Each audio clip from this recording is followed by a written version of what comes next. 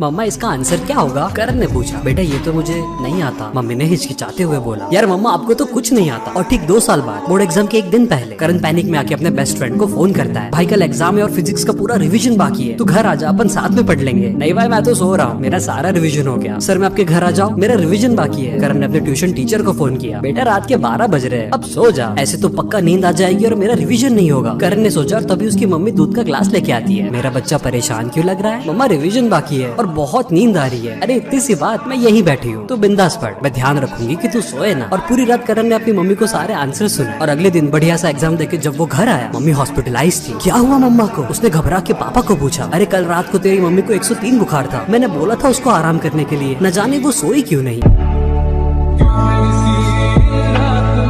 एक ऐसी गलती जिसे 99% स्टूडेंट अनजाने में एग्जाम के पहले करते हैं और उससे उनके बहुत ज्यादा मार्क्स भी कटते हैं। एग्जाम का बहुत स्ट्रेस हो रहा है पापा। डिनर के वक्त जतिन ने बोला, अरे तू तो इतनी ज्यादा मेहनत करता है, मैं सीना ठोक के कह सकता हूँ कि टॉप तो तू ही करेगा। और पापा की बातें सुनकर जतिन पर प्रेशर और बढ़ गया, तो उसने 2 रोटी ज्यादा खाई। लेकिन जैसे जैसे एग्जाम नजदीक आई, जतिन का परफॉर्मेंस बिगड़ने लगा और फाइनली जब वो एग्जाम देकर वापस आया, मेरे सारे एग्जाम्स बहुत बुरे गए पापा। जतिन पापा के सामने रोने लगा तो तुरंत, इतने पैसे देने के बाद भी मेरे बच्चे का ये हाल। पापा ने कोचिंग वालों पर चिल्लाया। इस हाल के लिए जतिन खुद जिम्मेदार है। कोचिंग के सर ने बोला, ये वीडियो देखिए। और वीडियो में साइंटिस्ट एक लैब रैट को पानी में डालते हैं और सिर्फ 5.2 सेकंड में वो पानी के बीच एक सेफ्टी स्पॉट पर पहुंच जाता है। लेकिन जब उसी चूहे को 7 दिन तक उन्होंने जंक फूड खिलाया, वो उस सेफ जगह को ढूंढने में फेल हो गया और डूबने लगा। हजारों बच्चों की तरह जतिन ने भी एग्जाम के स्ट्रेस में बहुत ज्यादा शुगर और फैट वाला जंक फूड खा के अपने दिमाग को डल कर दिया है।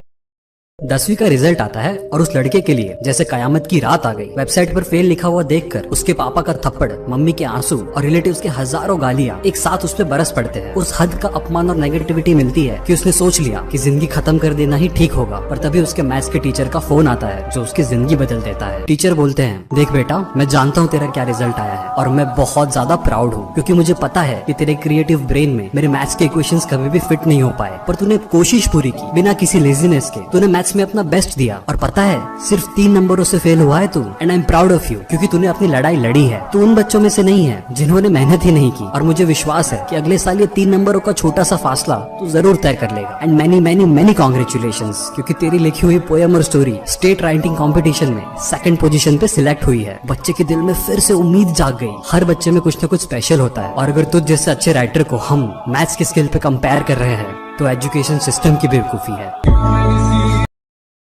अमन ने अपने पापा को प्रॉमिस किया था कि 10th में वो अपनी जान लगा देगा और टॉप करेगा, लेकिन क्लास 10 के रिजल्ट के दिन जब स्क्रीन पे उसने 75% देखा, वो पूरी तरह से टूट गया। क्या हुआ अमन? पापा मैं 10th में टॉप नहीं कर पाया, अब ना ही मुझे अच्छी स्ट्रीम मिलेगी, ना ही अच्छा कॉलेज, ना ही प्लेसमेंट, मतलब अब मैं लाइफ में कभी भी सक्सेसफुल नहीं हो पाऊंगा। और पापा ने मुस्कुरा के बोला, बेटा चल मैं तुझे कहानी सुनाता हूँ जो आज तक किसी को नहीं पता। एक बार एक डफर लड़का क्लास 10th में फेल हो जाता है और दूसरी बार कोशिश करने पर भी उसके 70% ही बने, लेकिन सबके तानों से परेशान होकर उसने मेहनत करना सीख लिया था। तो क्लास 11th और 12th में अपनी जान लगा वो 90+ स्कोर कर देता है और अनबिलीवेबली IIT का एंट्रेंस भी क्रैक कर लेता है। लेकिन IIT से जॉब प्लेसमेंट मिलने के बाद उसका काम में मन नहीं लगता और उसके बुरे परफॉर्मेंस की वजह से उसे नौकरी से भी निकाल दिया गया। लेकिन उसका दिल बिजनेस में लगा और आज उसने अपने बल पर 100 करोड़ से भी ज्यादा बड़ी कंपनी अमन इंडस्ट्रीज खड़ी कर दी है। ओह तो पापा ये तो आपकी कहानी है। बेटा क्लास 10 रिजल्ट के 3 झूठ है। पहला कि अच्छी स्ट्रीम नहीं मिलेगी, दूसरा कि अच्छी प्लेसमेंट नहीं मिलेगी और तीसरा और सबसे बड़ा झूठ कि सक्सेस नहीं मिलेगी, क्योंकि लॉन्ग टर्म सक्सेस के लिए क्लास 10th की मार्क्स नहीं चाहिए, बस तुम्हारी सांसें चलती रहनी चाहिए।